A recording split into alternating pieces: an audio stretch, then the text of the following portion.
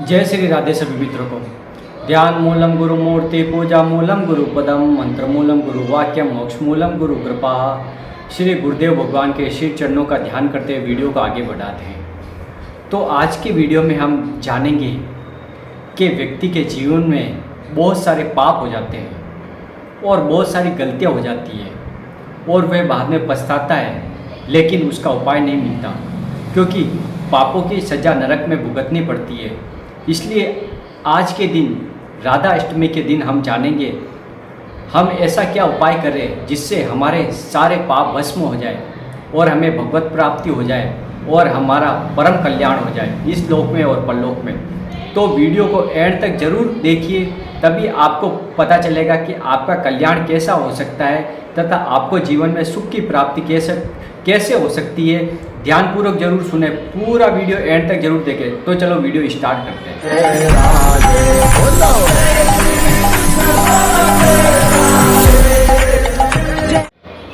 तो एक कथा के माध्यम से हम जानेंगे कि कलयुग में राम नाम की महिमा क्या है।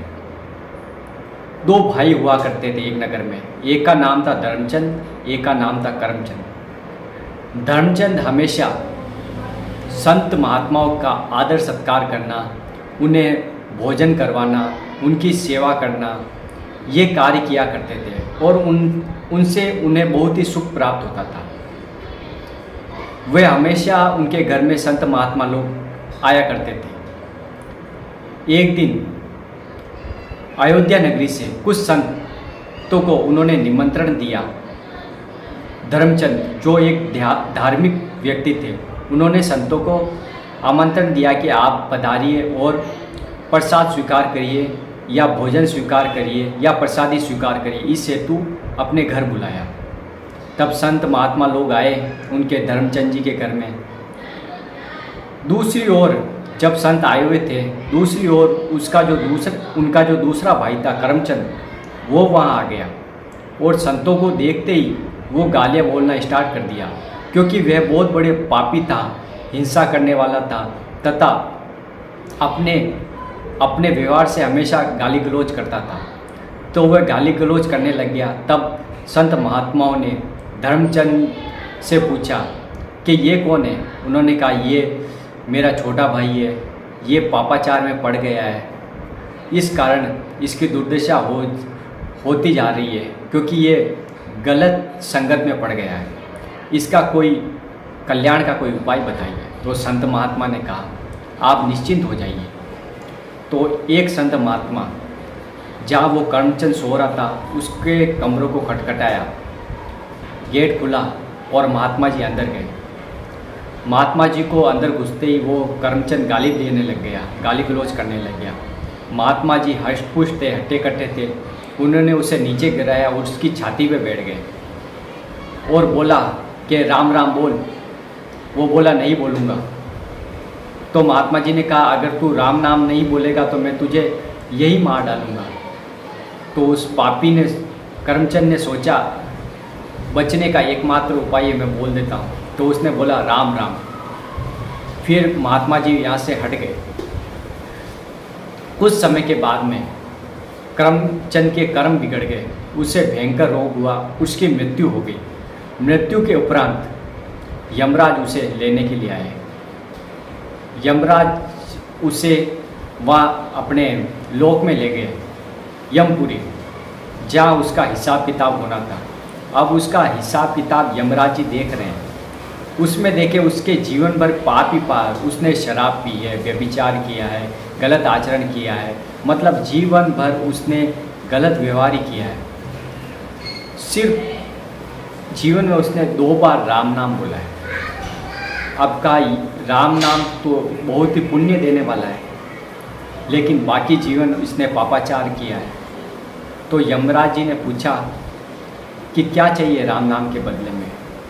तो पूर्व में महात्मा जी जब उसकी छाती पे बैठे थे उस समय का बेटा राम नाम की कीमत कभी मत मांगना, कभी मत मांगना राम नाम की कीमत क्या है और इसका कोई भी मूल्य नहीं है। ये बात पहले संत महात्मा ने कह दी थी। तो करमचंद ने धर्मजाल जी से पूछा कि मुझे राम नाम की कीमत बताइए। तो यमराज जी बहुत ही आश्चर्य में पड़ गए, राम नाम की कीमत मैं कैसे बता सकता हूँ। तो उन्होंने सोचा कि राजा इंद्र को पता होगा, इंद्रदेव को पता होगा। राजा इंद्र के पास गए, उन्होंने कहा ये पापाचारी है, जीवन में केवल इसने 2 बार राम नाम का जाप किया है और ये पूछ रहा है अब कि राम नाम की कीमत का है क्या है। तो इंद्रदेव ने कहा ये तो मुझे भी नहीं पता है, शायद ब्रह्मा जी को पता होगी, ब्रह्मा जी के पास चलते हैं। तो वो बहुत ही कर्मचंद, बहुत ही चतुर था, उसे पता चल गया था कि राम नाम की महिमा बहुत ही बड़ी है। इसने कहा कि ये जो यमराज के दूत है भयंकर दांतों वाले, इनको हटा दिया जाए और मेरे लिए पालकी बुलाई जाए और पालकी में मुझे ले जाया जाए, मैं पैदल नहीं चलूँगा। तब इंद्रदेव ने पालकी बुलाई और यमराज ने उन्हें ब्रह्मा जी के पास ले गए। ब्रह्मा जी के पास ले गए कि ये व्यक्ति बहुत ही जीवन भर पापाचार किए हैं और अब ये राम नाम की कीमत मांग रहा है, राम नाम की कीमत आप बतलाइए। तो ब्रह्मा जी ने कहा कि राम नाम की कीमत तो मुझे भी नहीं पता है, शायद भोलेनाथ भगवान शिव को पता होगी, उनके पास चलते हैं। तो ब्रह्मा जी, इंद्रदेव और यमराज तीनों ही उसे पालकी में बिठा के भोलेनाथ शिव जी के पास पहुँचे, कैलाशपुरी। वहाँ उनसे प्रार्थना की कि हे भगवान, ये पापाचारी है, जीवन भर पाप किया है और ये राम नाम की कीमत पूछ रहा है। तब भोलेनाथ शिव शंकर ने कहा कि राम नाम की कीमत तो मुझे नहीं पता है, लेकिन जब रा अक्षर का उच्चारण करने से मैंने हलाहल विष पी लिया था और मैं अक्षर का उच्चारण करने से मैंने हलाहल विष को अपने गले में ही रोक दिया, तो राम नाम की कीमत तो मुझे नहीं पता है, लेकिन राम नाम मैं रात दिन जप करता हूँ। शायद हमें साकेत धाम श्री राम जी के पास चलना चाहिए, वो ही बता सकते हैं राम नाम की कीमत। तो स्वयं शिव जी, ब्रह्मा जी, इंद्रदेव और यमराज सभी जने साकेत धाम पहुँचे प्रभु श्री राम के पास और वहाँ जाके कहा कि ये बहुत बड़ा पापी है और यह राम नाम की कीमत जानना चाहता है। तो प्रभु श्री राम ने बुलाया। उस समय उस व्यक्ति के सभी पाप नष्ट हो चुके थे और श्री राम जी ने बुलाया और कहा इसे मेरी गोदी में बिठाइए। तब उसे उसकी गोदी में बिठाया गया और कहा कि स्वयं राम जी ने कहा राम नाम की कीमत तो मुझे भी नहीं पता है, लेकिन आप राम नाम की महिमा को आप देख सकते हैं। जो पापाचारी व्यक्ति को, जीवन भर पाप करने वाले को सिर्फ जीवन में 2 बार राम नाम लिया है और स्वयं ब्रह्मा जी, भोलेनाथ, इंद्रदेव, यमराज सभी आपको लेके उपस्थित हुए और भगवान श्री राम ने अपनी गोदी में बिठाया। इससे बढ़िया राम नाम की महिमा क्या हो सकती है। तो इस कहानी का निष्कर्ष ये है, जो व्यक्ति कुमारगामी था, व्यभिचारी था, हिंसक था, शराब पीने वाला था, केवल संत की अहेतु की कृपा से उसका परम कल्याण हो गया और उसे भगवत प्राप्ति हो गई।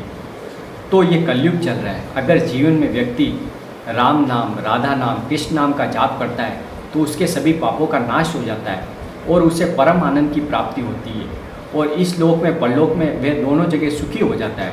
तो राधा अष्टमी के दिन चाहिए हमें भजन कीर्तन करना चाहिए।